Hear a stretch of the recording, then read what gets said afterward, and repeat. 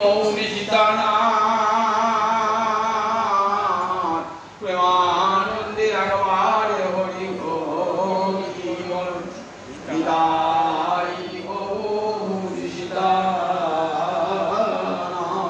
প্রেমানন্দে একবার হরি হরি কালিন্দি তত বিপিন সঙ্গীত করম মুদাভিনানি বদন কোমলাস্তাদ মধুপ রমা শম্ভুবম মহাগণপতি গণেশাচিত পদ জগন্নাথ স্বামী নয়ন পথগামী ভব তুমি জগন্নাথ স্বামী নয়ন পথগামী ভব তুমি জগন্নাথ স্বামী নয়ন পথগামী ভব তুমি।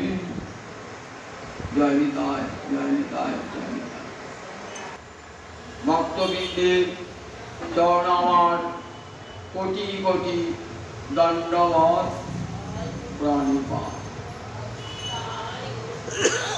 পঞ্চতত্ত্বাত্মকং কৃষ্ণং ভক্ত রূপ স্বরূপকং ভক্তাবতারং ভক্তাক্ষং নমামি ভক্ত শক্তিকং।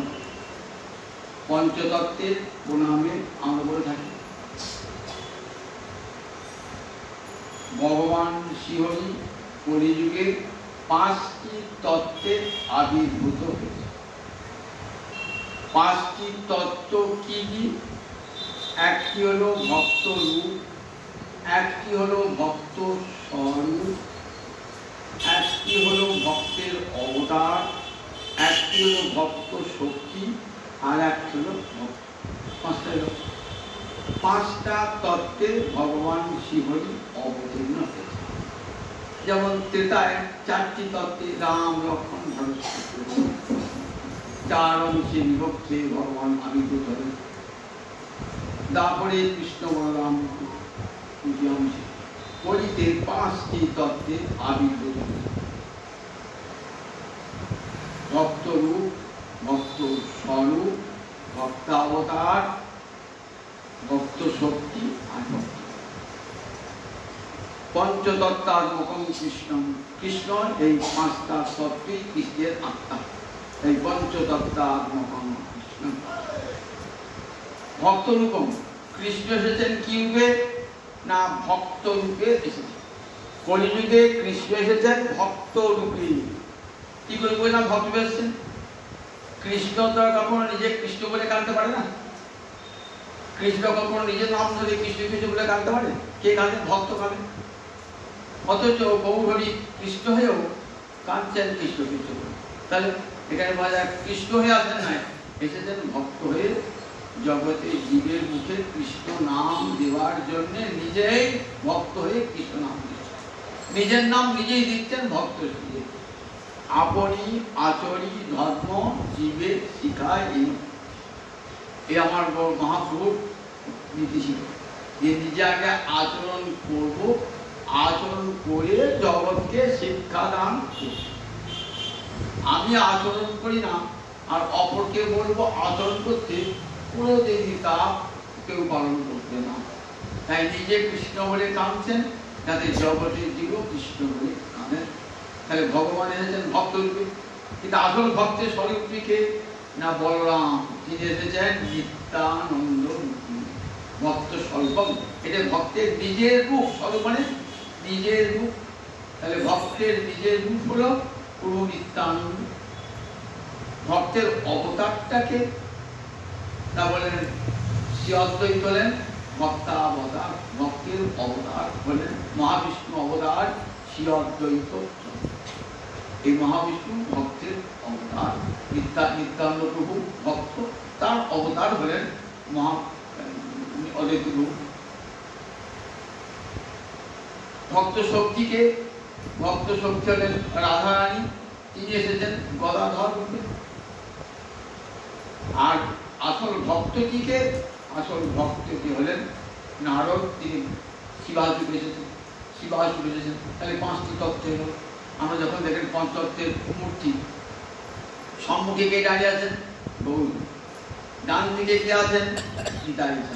তার ডান দিকে আছেন অদ্বৈত, বাঁ দিকে আছেন গদাধর, তার বাঁ দিকে আছেন একটু সাজা থেকে পঞ্চতত্ত্বার মতং কৃষ্ণ ভক্ত রূপ সর্বতম ভক্তাবতার ভক্তাক্ষম নমামি ভক্ত শক্তি। তাহলে শিবাস হলেন নারদ, তিনি ভক্ত আখ্যা প্রাপ্ত হয়েছেন। কাজে আমরা শিবাসকে এবং গদাধরকে তুলসী দান করি না। শিবাস যিনি পূর্বে নারদ ছিলেন, সেই নারদই এবার শিবাস রূপে আবির্ভূত হয়েছে। শিবাসের আসল বাড়ি কোথায় ছিল? আসল বাড়ি ছিল শ্রীহট্ট, যা এখন বাংলাদেশে শ্রীহট্ট। পিতার নাম ছিল জলধর, মায়ের নাম পাওয়া যায় না, পত্নীর নাম ছিল মালিনী। নবদ্বীপে সে বসবাস করতে। নবদ্বীপে একটা বাড়ি ছিল, আবার কুমারহট্ট, এখন যাকে বলে হালি শহর, সেই হালি শহরও একটা বাড়ি ছিল। শিবাস পণ্ডিতেরা 5 ভাই, নলিন পণ্ডিত বড়, শিবাস মধ্যম, শ্রীপতি শ্রীরাম, শ্রীপতি শ্রী, এই 5 ভাই। নলিন, শিবাস, শ্রীরাম, শ্রীপতি শ্রী, এই 5 ভাই। নলিন পণ্ডিত এবং তার স্ত্রী অনেক আগেই লোকান্তর গ্রহণ করেছে, একটি কন্যার জন্মদান করে। কন্যাটির নাম কি বলুন দেখি? নারায়ণী, যার পুত্র চৈতন্য লীলার ব্যাস, জৈনুর নিবাসী বৃন্দাবন দাস। এই নারায়ণী হলেন শিবাসের বড় দাদার নারায়ণ। আর শ্রীরাম হলেন পর্বত, নারদ হলেন শিবাস, আর শ্রীরাম হলেন পর্বতমণি। এই চৈতন্য চৈতামিতে যে নারদ আর পর্বতমণির কাহিনী আছে। দেবর্ষী নারদ প্রয়াগে যাচ্ছে, যেতে যেতে পথে একটা বনের মধ্যে ঢুকেছেন, দেখছেন কতগুলো হরিণ তারা তীরবিদ্ধ হয়ে ছটফট ছটফট করছে, কতগুলো মরে গিয়েছে, কতগুলো ভয়ে এদিক ওদিক পালাচ্ছে। একটু এগিয়ে দেখলেন গাছের আড়ালে একটা ব্যাগ, সে ধনুকে তীর করে দাঁড়িয়ে আছে। ছটফট ছটফট করে যেগুলি, সেগুলির জন্য নারদের অন্তর দিল। কাছে গিয়েছেন, রক্তচক্ষু ব্যাগ বলছেন যে তোমার জন্য আমার সব শিকারগুলো পালিয়ে গেল, তুমি কে গো? তা বললে আমি এই পথ দিয়ে যাচ্ছিলাম, তোমার কাছে জানতে এলাম একটা জিনিস। কি জানতে? আচ্ছা, এই হরিণগুলোকে একবারে না মেরে এই অর্ধমৃত অবস্থায় রেখেছে কেন? যন্ত্রণা ছটফট ছটফট করছে, যদি মেরে দেওয়া পারে তাহলে যন্ত্রণা হয় না। বলে আমার তো অতি আনন্দ, ওই ছটফট ছটফট করবে ওটা দেখে আমার আনন্দ। ও ওইটা দেখে তো আমি তো ব্যাগ, আমার ওইটাতেই আনন্দ। বললেন জানো এর ফলটা কি? না তো, তুমি যেমন করে অর্ধ মৃত অবস্থায় রেখেছো, কিছুকে মেরে দিয়েছো না, যতগুলি পশুকে মেরেছো এই ততগুলো পশুই তোমাকে কিন্তু মারবে। যতগুলো পশু তুমি হত্যা করেছো ততগুলো পশুই তোমাকে হত্যা। সাধু একটা কথা আছে, সাধুর কথার মূল্য আছে তো। আমার আপনার কথা তেমন মূল্য নাই, কিন্তু সাধুর কথার ভয়ঙ্কর প্রভাব। এই কথাটা মনে এমন করে প্রতিক্রিয়া সৃষ্টি করলো, এই পশুগুলো আবার আমাকে হত্যা করবে? বলে হ্যাঁ, তুমি পশু হবে আর ওরা ব্যাধ হয়ে তোমাকে হত্যা। অনেক পশু হত্যা করিস তো, তবে অনেকবার জন্মগ্রহণ করবে আর অনেকবার। বাবা, আমি তো হাজার হাজার লক্ষ লক্ষ প্রাণী বধ করেছি, তাহলে বলতে লক্ষ লক্ষ বার তোমার জন্ম হবে আর বৃদ্ধ হবে। তাহলে এখন উপায় কি? বলে উপায় একটা আছে, যদি তুমি এই নরক যন্ত্রণা থেকে মুক্তি পেতে চাও আমার কথা শুনবে? তবে হ্যাঁ সাধু বাবা, কথা শুনবে। তাহলে এক কাজ করো, দেখো ওই তীর্থটা নদীতে ভাসিয়েছে, নদীর জল, সে খাবো কি বলে সে দায়টা আমার বসে দাও, আমার বসে দাও, আমি এমনি খাবার পাবো বলে। শোনো, তুমি এই নির্জন বনে বসো, মস্তক মুন্ডন করে এসো, এক বস্ত্রে থাকো, এখানে তুলসী বৃক্ষ রোপণ করো, আর হরে কৃষ্ণ কৃষ্ণ কৃষ্ণ হরে হরে, হরে রাম রাম রাম হরে হরে, এই মহামন্ত্র জপ করবে 24 মিনিট। কি হবে বলেন? তোমার আহার আদি ব্যবস্থা আপনার। সাধু ভক্তি সুদৃঢ় বিশ্বাস, ভক্ত বাক্যে বিশ্বাস, ব্যাগ নিষ্ঠুর হোক, কিন্তু সাধুর কথায় সে তার অন্তরটা প্রভাবিত হয়েছে। সে কি করলো? তীর্থটা ভেঙে জলে ভাসিয়ে দিল, তীর্থটা জলে ভাসিয়ে দিয়ে গাছতলায় বসলো, কৃষ্ণ নাম করতে। নারদ তাকে মন্ত্র দিয়ে চলে গেল। কিছুদিন বাদ আসছে, দেখছেন গুরুর কৃপায় আমার আহারের অভাব নেই, প্রতিদিন ব্যাগ বৈষ্ণব হয়েছে, এই বলে বহুজন বহু খাদ্য দ্রব্য নিয়ে আসছে, যা নিজে খেয়ে শেষ করতে পারছে না, আরো 5 জনকে বিদিত হচ্ছে। এত আহার আসছে, নিজে তো খেতেই পারছে না, উপরন্ত আরো অন্যজনকে বিলিয়ে দিচ্ছে। মনে ভাবছেন হরিনামের এত গুণ। অনেক দিন বাদ আবার আসছেন নারদ, তার বন্ধু পর্বত মুনিকের সঙ্গে। দেখছেন দূর থেকে, দেখছেন ওই ব্যাগ আর ব্যাগ নাই, সে পরম কৃষ্ণ হয়েছে, গলায় কণ্ঠি ধারণ করেছে, তিলক ধারণ করেছে, জপ করতে করতে সে আসছে, আর বহির্বাসটি রাস্তায় ধুলো ঝাঁঝাচ্ছি, গুরুকে উত্তোদ্গমন করবার জন্য এগিয়ে যাচ্ছে। ধুলো ঝাঁচ্ছে কেন না, পথে কত পিঁপড়ে আছে, আমার পায়ের চাপে পিঁপড়েগুলোর মৃত্যু ঘটবে।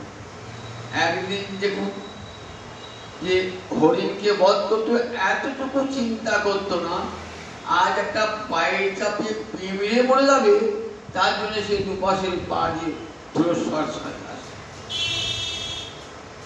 নারদ বলছি, পর্বতকে জানো, ও ছিল এক ব্যাগ। হরিনামের গুণে আজ কেমন হয়েছে দেখেছো? পর্বত বলছেন তোমারই গুণে, তুমি কৃপা করেছো, তো গুরু কৃপা হলে কি না হয়। দেখো লক্ষ লক্ষ প্রাণী বধ করেছি, আজ একটা পিঁপড়েকে বধ করতো তার অন্তরে ইচ্ছা জানছে না, গুরুদেবকে দিয়ে গেলেন। এই দেবর্ষি নারদ, যিনি জগতের গুরু দেবর্ষি নারদ। কাকে কাকে মন্ত্র দিয়েছে বলুন দেখি?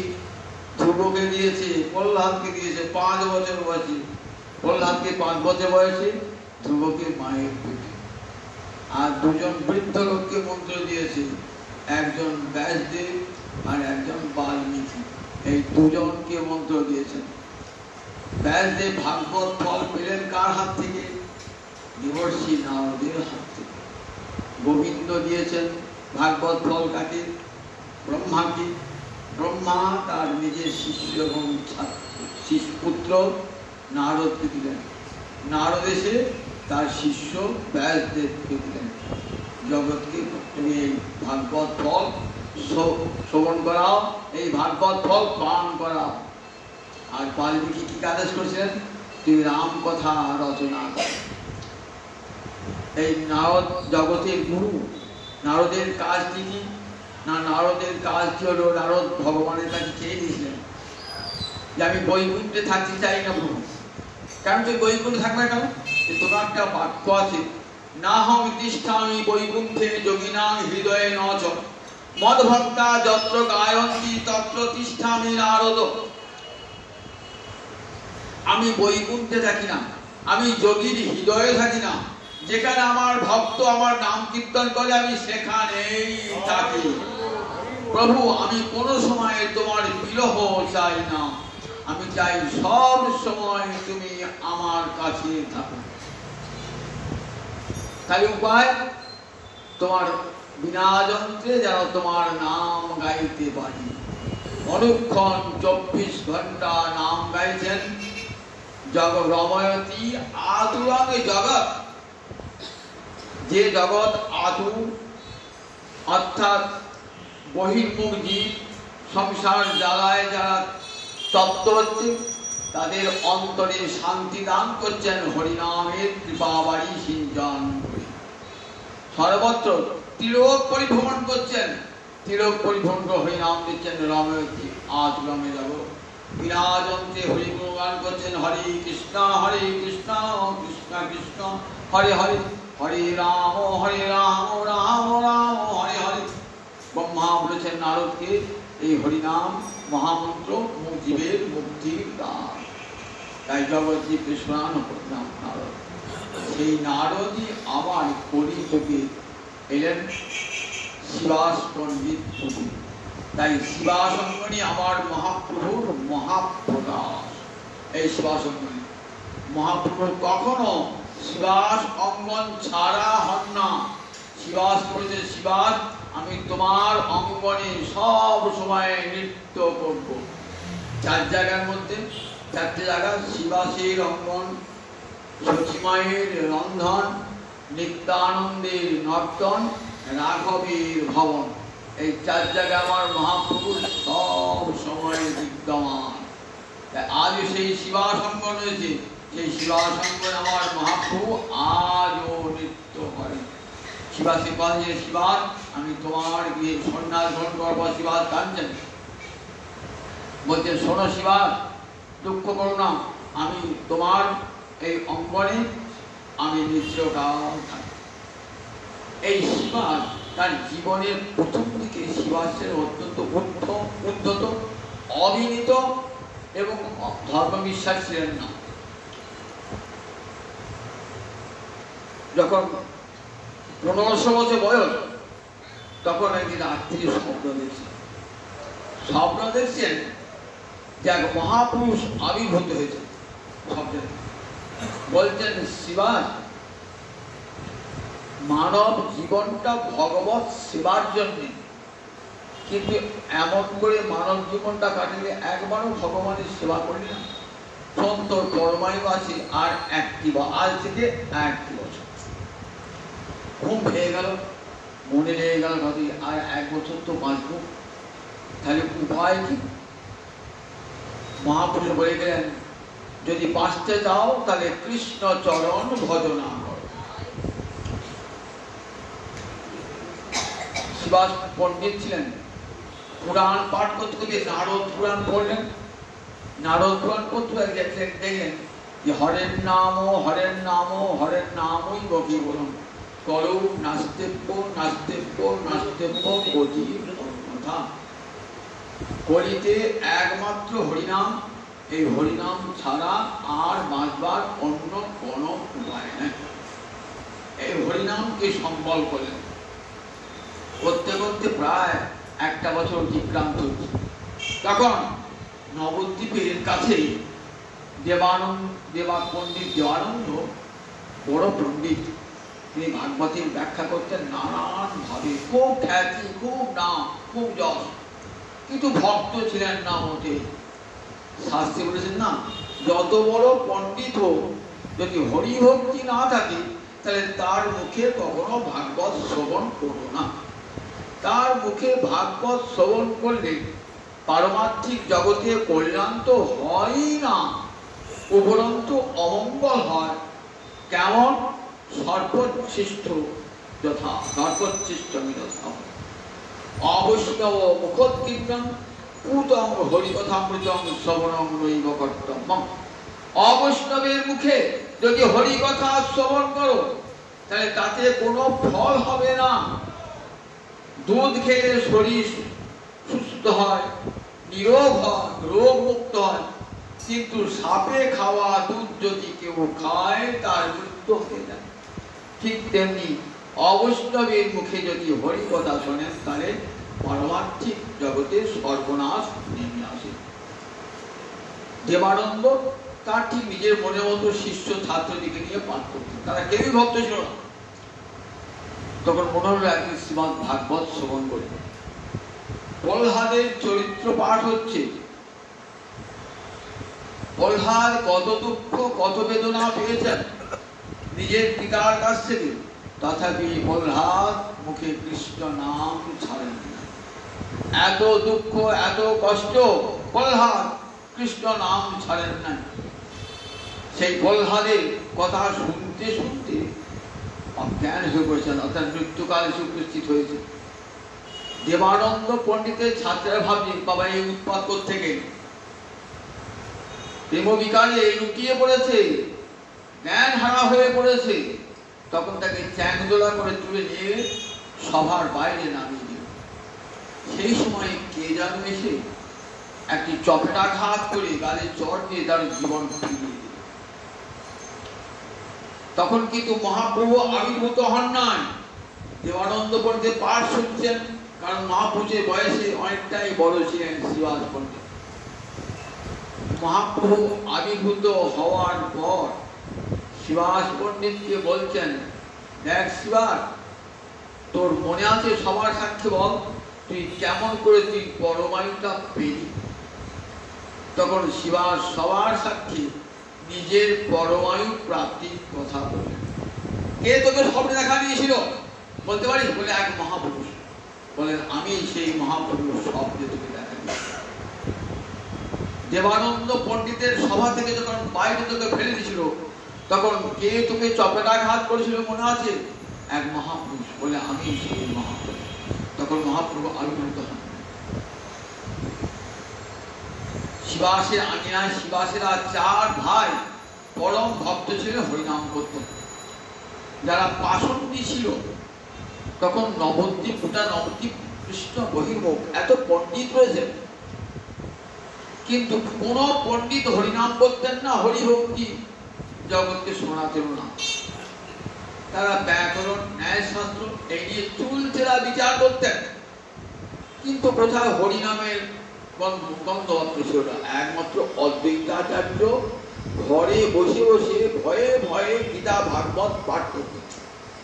আর এই শিবাসেরা ভাইরা সেখানে যেতেন, আর দু চারজন ভক্ত যেতেন। আর শিবাস নিজের আঙিনায় কীর্তন করতেন, পরম আনন্দে কীর্তন, চার ভাই কীর্তন করতেন। আর দু চারজন ভক্ত আসত, গোপনে দরজা বন্ধ করে কীর্তন করতেন। পাষণ্ডীদের গাত্রদাহ হতো, এত হরিনাম কেন, আমাদের নিদ্রা আসে না? আর কোথায় দিন রাত্রি চিৎকার করে হরে কৃষ্ণ করছে। এইরকম খোদার জায়গায় মানে অস্থির হয়ে গেলে তাই সারাত্রি কীর্তন করে, কীর্তন করবার সময় পায় না, এইসব করে। একাদশী কীর্তন করুন, কোন যুগে জাগে কীর্তন করুন, রাত দিনই কীর্তন করছে, কোথাও তো সই নাই রাত দিন এই কীর্তন। খবর দাও রাজাকে। তখন মুসলমান রাজা খবর দিয়েছেন। এইবার বলছে দাঁড়া, নৌকো করে লোক আসছে, রাজার সব লোক আসছে, সিপাহী আসছে, ধরে নিয়ে যাবে। আবার শিবাসের জন্য আমাদের অত্যাচার সহ্য করতে হবে। কেউ কেউ বলছে আমরা অত্যাচার সহ্য করব না, আমরা শিবাসকে তুলে দেবো, ধরিয়ে দেবো। এইসব বলাবলি করছে। শিবাসও ভয়ে কাঁপছে। এখনই বোধহয় রাজার লোকের সংবাদ এসেছে, রাজার লোক আসছে নৌকো করে। মহাপ্রভু তখন আবির্ভূত হয়েছেন। তখন মহাপ্রভুর বিদ্যার ঔদ্ধত্য চলেছে, মনটি ধীরে ধীরে কৃষ্ণ ভক্তি রসে ভাবিত হয়েছে। গঙ্গার তীরে বেড়াচ্ছে, দেখছেন এক পাল ঝুঁকি চড়ছে, মনে পড়ে গেল বৃন্দাবন লীলার কথা। এদিকে নবদ্বীপে রটে গেছে নৌকায় লোক আসছে, ধরে নিয়ে যাবে রাজার লোক। মহাপ্রভু যেন কোনো পাত্তাই দিচ্ছেন না। মহাপ্রভু সূর্য গেলেন, শিবাসের অঙ্গনে লাঠি মারলেন, শিবাসের দরজায় লাঠি মারলেন। লাঠি মেরে তখন শিবাস নৃসিংহদেবে অর্চনা করছেন, ভয়ে নৃসিংহদেবে অর্চনা করছেন। ওরে ওরে শিবাস, তুই কার অর্চনা করছিস? দেখ, যে নৃসিংহের উপাসক হচ্ছি আমি, সেই নৃসিংহ বলে বসে বলছেন আসনে। শঙ্খচক্র গদা আবদ্ধ মূর্তি ধার করে গৌরকে দর্শন করছেন না, দেখছেন শঙ্খচক্র গদা মূর্তি ধার করে। শিবাস তো মূর্ছিত, অনেকক্ষণ পর ধ্যান ভাবল, গৌরকে দেখেছেন, বলছেন তোর চিন্তা নাই শিবা? যদি রাজার নৌকা আসে আমি আগে চাপবো নৌকায়, তোর ভাই শিবাজ নিশ্চিত ধরেন আমার মহাপ্রভু আছেন, সুতরাং আমার আর কোনো ভয় নেই। শিবাজকে নিশ্চিত দান করেন। এই শিবাশঙ্কর মহাপ্রভুর দীক্ষা গ্রহণ করে গয়া থেকে যখন এলেন, এই শিবাশঙ্করী নিত্য কীর্তন বাসন্তীরা একের পর এক শিবাসের উপর অত্যাচার শুরু করল। নবদ্বীপে গোপাল বলে এক পণ্ডিত ছিল, সে চপল, অত্যন্ত চঞ্চল পণ্ডিত, তাই তাকে সবাই চপল গোপাল বলে, চাপাল গোপাল। দুটো লোক নয় কিন্তু একটা লোক পণ্ডিত ছিলেন। পণ্ডিত হলেই কি হবে? কৃষ্ণ বিরোধী, কৃষ্ণ নাম বিরোধী। সব পণ্ডিত তো আর কৃষ্ণ ভজন করে না, ব্রাহ্মণ হলেও কৃষ্ণ ভজন করে না, পণ্ডিত হলেও কৃষ্ণ ভজন করে। রাত্র দাও ঘরে কপাট দিয়ে হরিনাম সংকীর্তন করেন। তো তখন কি করলেন, একদিন রাত্রিবেলায় গভীর রাতে সে নাম আরম্ভ করতে, এই সূর্যোদয়ের দিকে একবার পরবর্তী সূর্যাপন নাম চলি, মদের ভাণ্ড একটা, তার উপর একটা ছাগলের কাটা মুন্ড, একটা জবা ফুল নামিয়ে দিল।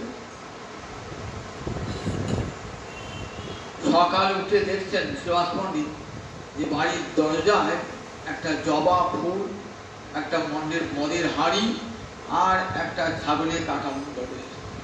সবাই বুঝতে পারলেন এই দুষ্কর্ম কাম। জানতে ভগবানই জানিয়ে দিলেন কয়েকদিনের মধ্যেই ওই গোপাল কুষ্ঠ ব্যাধিতে আক্রান্ত। নবদ্বীপে এত ছেড়ে পড়াতেন গোপাল, ছাত্রেরাকে কুষ্ঠ ব্যাধি হয়েছে শুনে, ছোঁয়াছিল শুনে ছাত্রীরা সব কাশিবাসী হলেন। কাশিতে গিয়ে বিশ্বেশ্বরকে বলছেন, হে বিশ্বেশ্বর, কেন আমার এই কুষ্ঠ ব্যাধি হলো? বলেন, তোর পাপের প্রায়শ্চিত্ত। হ্যাঁ, মহাপ্রভুর ভক্তের কাছে তোর পাপ হয়েছে, সুতরাং সেখানে গেলেই তোকে ক্ষমা চাইতে হবে। বিশ্বেশ্বর সবনাদের দিলেন, ফিরে এলেন। বাড়িতে স্ত্রী পর্যন্ত স্থান দিলেন না। নবদ্বীপে নদীর তীরে একটা ছাউনি করে সেখানে থাকতেন ওই গোসাপাল গোপাল। সেখানে স্ত্রী এক মতো করে ভাত দিয়ে আসত। অঙ্গে পোকা দেখা দিতে লাগলো। একদিন মহাপ্রভু যাচ্ছেন, আমাকে কৃপা করবে ঠাকুর? বলে, না, তুই ভক্ত চরণে অপরাধী, জানিস বৈষ্ণব অপরাধ কি ভয়ঙ্কর অপরাধ? তুই পণ্ডিত হয়েছ, জগৎকে শিক্ষা দান করো, আর জানো না বৈষ্ণব অপরাধের কি ফল? ভাগবতে পড়ো নাই? মহারাজ অম্বরীশের উপর অত্যাচার করেছিলেন বলে দুর্বাসা ঋষি এত বড় তপস্বী হয়েও দুর্বাসা ঋষির কি ফলটা হয়েছিল মনে আছে? কি ফল পেয়েছিলেন দুর্বাসা ঋষি? বৈষ্ণব অপরাধের এত বড় ফল যেন পণ্ডিত হয়েছি, বৈষ্ণব অপরাধ করেছ, সুতরাং এক জন্ম কেন সহস্র জন্ম তোকে পোকায় কাটত, তোকে কৃপা করত। কৃপা হল না। মহাপ্রভু সন্ন্যাস গ্রহণ করে মহাপ্রভু একবার এলেন বাংলাদেশে। যখন বাংলাদেশে কুলিয়া বলে একটা জায়গায় এসেছেন, কুলিয়া, সেই কুলিয়ায় গিয়েছেন যে এই দেখুন দেবানন্দ পণ্ডিত, যে দেবানন্দ পণ্ডিতকে মহাপ্রভু সাক্ষাৎ বললেন, দেবানন্দ, তুমি ভাগবতের বড় পণ্ডিত হয়েছ, কিন্তু কোথাও ভাগবত জানো? ভাগবতের ছত্রে ছত্রে কৃষ্ণ ভক্তি, প্রতিটি শ্লোকে কৃষ্ণ ভক্তি আছে। আর ভক্তের কথা শুনে আমার ভক্ত তার চিত্ত আপ্লুত হয়েছে, নয়নজলে ভেসেছে, মূর্ছিত হয়ে গেছে। তাকে তুমি অবজ্ঞা করে তোমার ছাত্রেরা বার করে দিয়ে এসেছে বাড়ির বাইরে, তুমি প্রতিবাদ করো না। জানো বিদ্যার ফল কি? সেই বিদ্যার ফল জানিও নিশ্চয়, কৃষ্ণপাদ পদ্মে যদি চিত্ত বৃত্তি হয়। বৈদিক শাস্ত্রে কি বলেছে? সা বিদ্যা যা বিমুক্ত, তাকেই বিদ্যা বলা হবে, যে বিদ্যা বিশেষ মুক্তি নিয়ে আসবে। সেই বিদ্যা পরাবিদ্যা, যে বিদ্যা দ্বারা ভগবানকে জানা যায়। তুমি বেদ পড়েছো, কিন্তু বেদবেদ্য পুরুষকে চেনো না। সুতরাং তোমার মুখে আর ভাগবত স্ফুরণ হবে না, ভাগবতের স্ফুরণ হবে না। ঠিক আশ্চর্য, ভাগবত পড়েন বটে, আর ভাগবতের স্ফুরণ হয় না। মনে এখন ভাগবত এখন শাস্ত্র না, কেউ নিজে পাঠ করতে পারে না। যতক্ষণ ভাগবত নিজে কৃপা না করছেন, রাধানী কৃপা না করছেন, ব্যাসদেব কৃপা না করছেন, ততক্ষণ আমি ভাগবত ব্যাখ্যা করবো এই কথা কেউ অহংকার করে বলতে পারে না।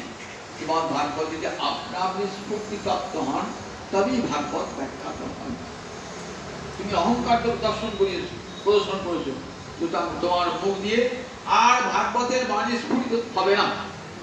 সত্যি একবারে ভাগবতের এত বড় পণ্ডিত আর একটি ভক্ত যান না, ছাত্র যান না, শিষ্য যান না, আর ভাগবত পাঠ করতে বসে মনে হয় যেন সব ভুলে গেছে। বক্রেশ্বর পণ্ডিত যে 24 ঘন্টা নাচত মহাপ্রভুর কাছে, বক্রেশ্বর পণ্ডিত নাম শুনেছেন তো? নাচতে ক্লান্তি আসতো না এক মুহূর্ত, ওইটি তার সেবা, ওইটি তার বক্রেশ্বর পণ্ডিতের সেবা। বক্রেশ্বর পণ্ডিতের সান্নিধ্য পেলেন দেবানন্দ পণ্ডিত, বললেন তুমি বড় অপরাধ করেছ, বৈষ্ণব অপরাধ করেছ, শিবাস পণ্ডিতকে অবজ্ঞা করেছ, তার ফল তোমাকে ভোগ করতে। যদি সেখান থেকে মুক্তি পেতে চাও তাহলে একটাই পথ, বৈষ্ণবের চরণে ধরে ক্ষমা চাই। কোথায় পাবো বৈষ্ণবকে? বলে মহাপ্রভু হিসাবে যে কৃপা পাই। পুরিয়ায় এসেছেন মহাপ্রভু, পুরিয়ায় যখন মহাপ্রভু এসেছেন না, তখন গেলেন পুরিয়ায়, চাপাল গোপালও গেলেন, দেবানন্দ পণ্ডিত গেলেন। দুজনই মহাপ্রভুর চরণে পড়েছেন, ক্ষমা করো প্রভু। বলেন অপরাধ করেছ শিবাসের কাছে, আর ক্ষমা চাইছো আমার কাছে। একজনের কাছে অপরাধ আর একজনের কাছে ক্ষমা। রামের কাছে অপরাধ করে শ্যামের কাছে ক্ষমা কখনো হয় না। তুমি অপরাধ করেছো ভক্তের কাছে, আমি ক্ষমা করতে পারবো না।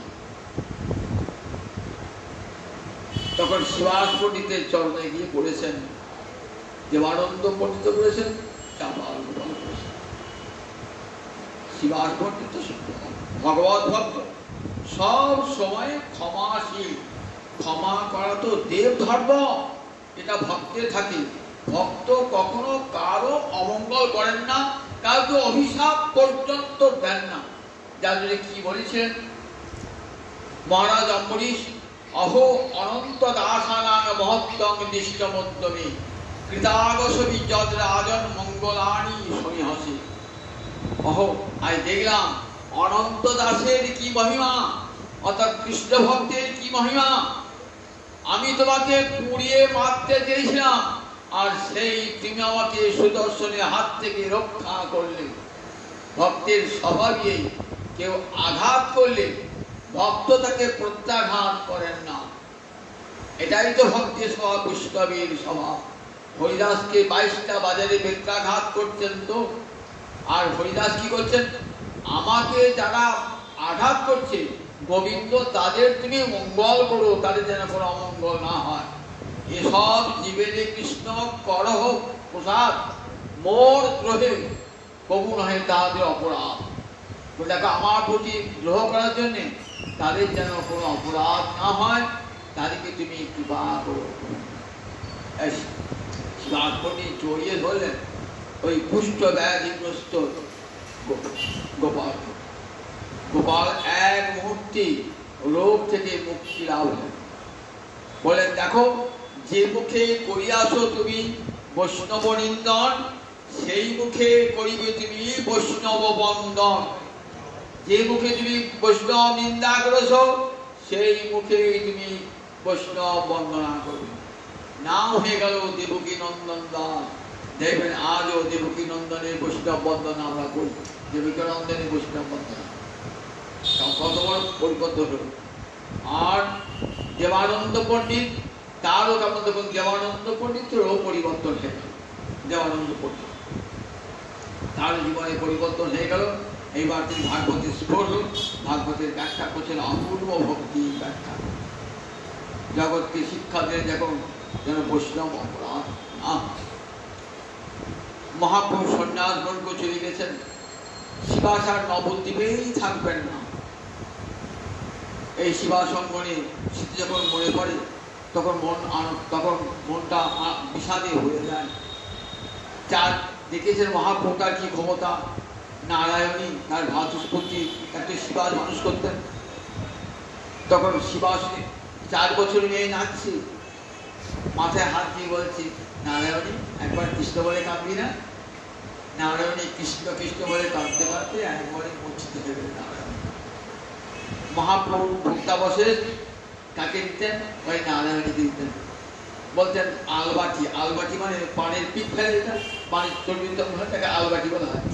বলতেন মহাপ্রভুর আলবাটি, সেই মহাপ্রভু আলবাটি ফেলতেন, ওই ভক্তাবশেষ দিতেন নারায়ণী। যার ফলে দেখুন সেই নারায়ণীর গর্ভে, নারায়ণীর বিবাহে কুমারহট্টি বিয়ে হয়েছিল বৈকুণ্ঠ বিপ্রের সঙ্গে। তার গর্ভে জনবিলা বৃন্দাবন পরিহিত অপরাজ হয়েছিলেন। এই মহাপ্রভু কৃপা প্রাপ্ত শিবাস প্রতি বৎসর যান, মহাপুরী ধামে প্রতি বৎসর যান। এবার মহাপুরুষ এসেছেন বাংলাদেশ। শিবাস তো মহাপুরুষকে চলে গেছেন, আর নবদ্বীপে থাকবেন না। কোথায় গেছেন? হালিশহর কুমারহট্টি গিয়েছেন। সেখানে একটা শিবাস অঙ্গন আছে, শিবাস ভবন আছে, সেখানে থাকতেন শিবাস। তার নারায়ণ পুত্রীকে নিয়ে থাকতেন, স্ত্রীকে নিয়ে থাকতেন। শিবাসের পত্নীর নাম ছিল মালিনী। মালিনী ছিলেন মা যশোদার ধাত্রী, গোবিন্দের ধাত্রী, নাম ছিল অম্বিকা। এ জন্ম ঠিক মায়ের মতন বাৎসল্য নিয়ে এসেছেন মালিনী। নিতাই চাঁদ তো মা বলতে অজ্ঞান। মালিনীর কোলে শুয়ে পড়তেন, মা বলে মালিনী করে শুয়ে পড়তেন, এত ভালোবাসতেন, মা বলতে অজ্ঞান।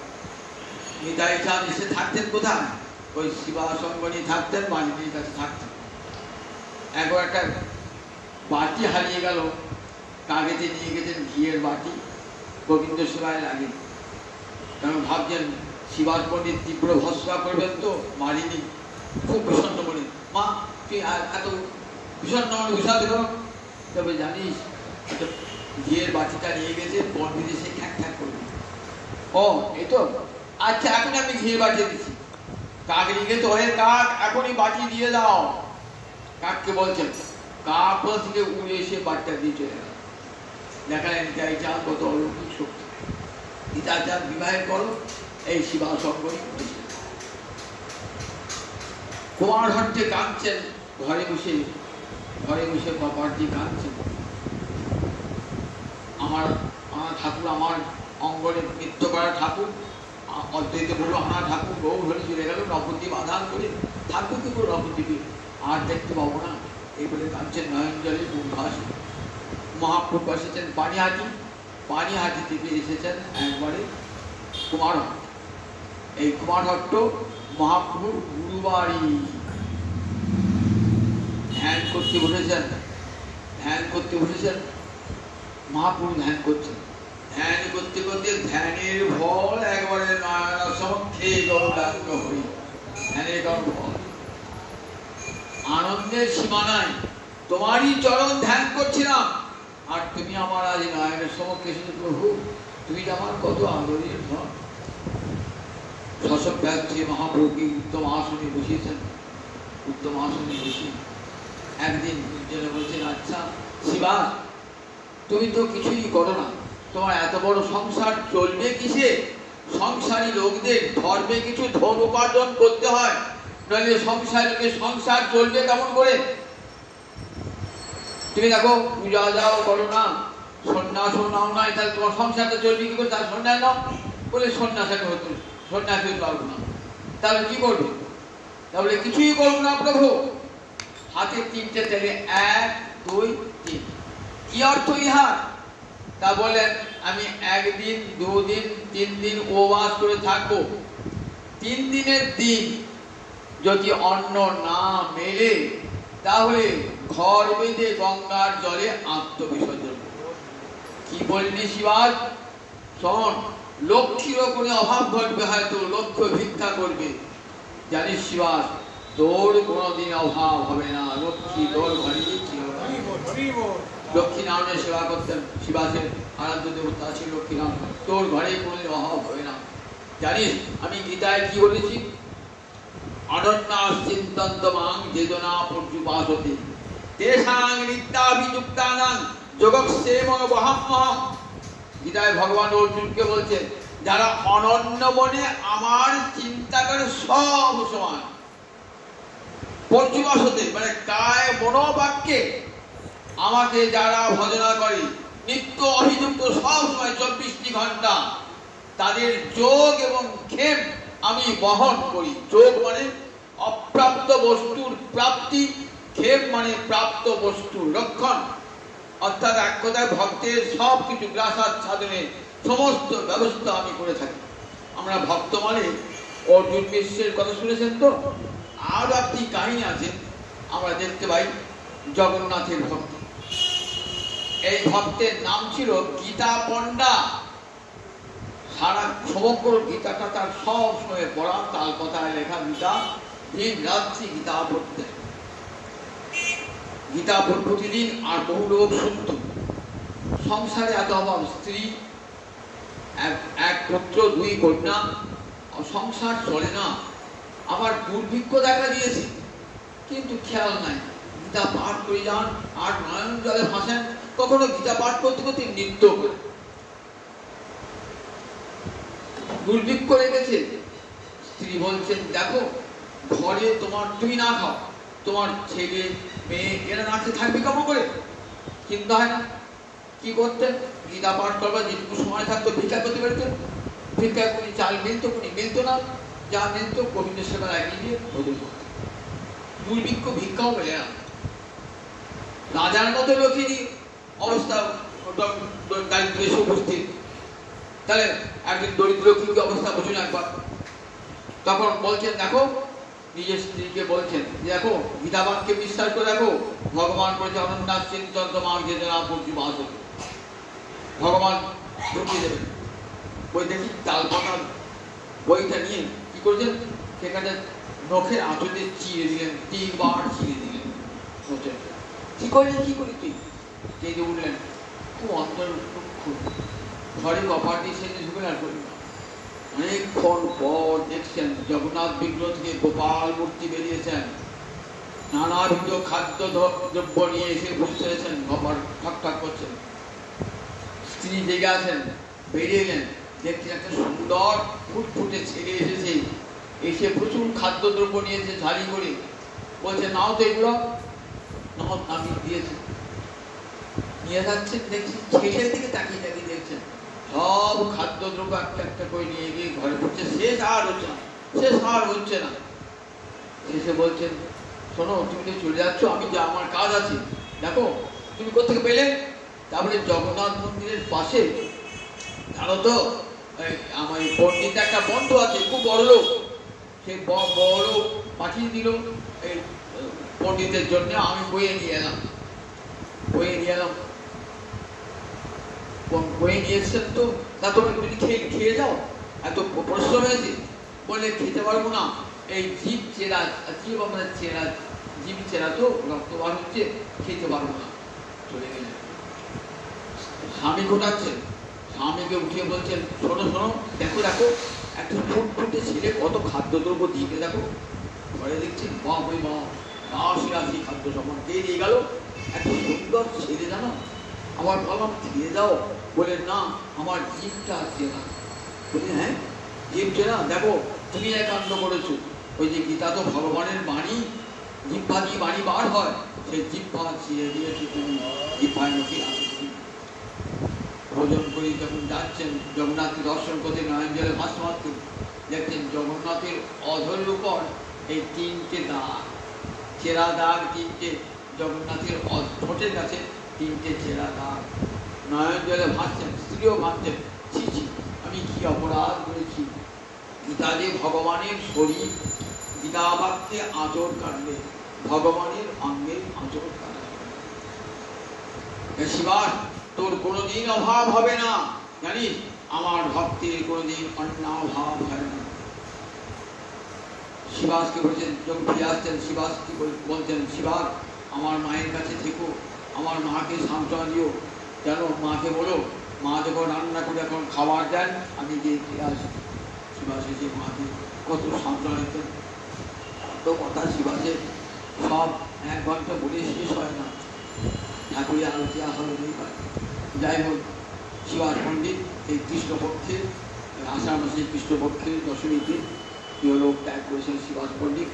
সেই শিবাস পণ্ডিতের প্রিয় ভাব গতকালও অনেক পালন করছে, আজও আমরা দেখায় বাধ্য হচ্ছে। সেই শিবাস পণ্ডিতের চরণে প্রণতি জানিয়ে আজকে বলে রাখি, আগামী দশমী আষাঢ় রাঘবের ঝালি, রাঘব পণ্ডিত বানিয়াটি রাঘব পণ্ডিত তার ভগিনী দময়ন্তী মহাপ্রভু খাবেন বলে সারা বছরে কত কি করতেন, আম সত্য করতেন, চিড়ের নাড়ু করতেন, মুড়ির নাড়ু করতেন, নারকেলের নাড়ু করতেন, সব পাক দিয়ে কিনতেন। যখন যেতেন ভাই তখন ভাইকে সঙ্গে দিতেন এই থালি করে। প্রতি বছর থেকে অমাবস্যার দিন এই থালি যেত।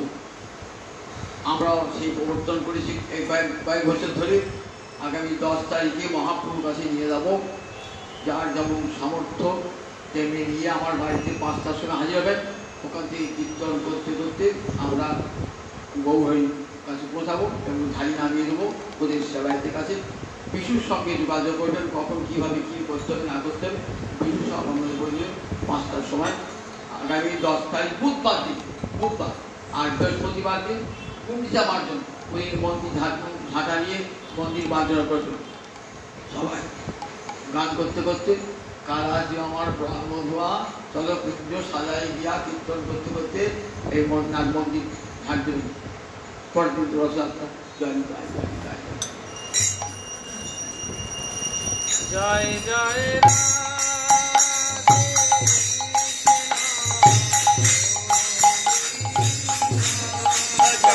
জয় জয়